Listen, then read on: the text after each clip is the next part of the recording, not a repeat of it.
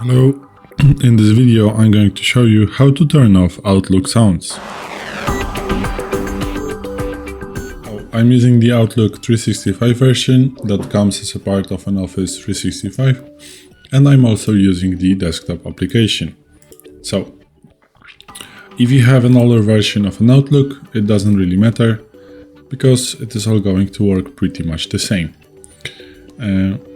And I have a bad information for you, because you cannot really turn off all the sounds from Outlook in the options. You can do only turn off the notification of email.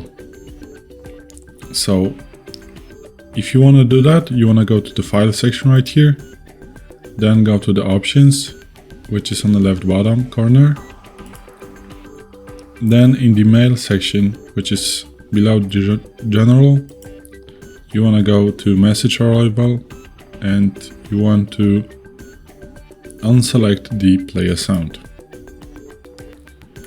So from this time, after clicking OK, you are not going to get a sound when a new message arrives. So let's just click OK, and in the all other settings about tasks, you cannot really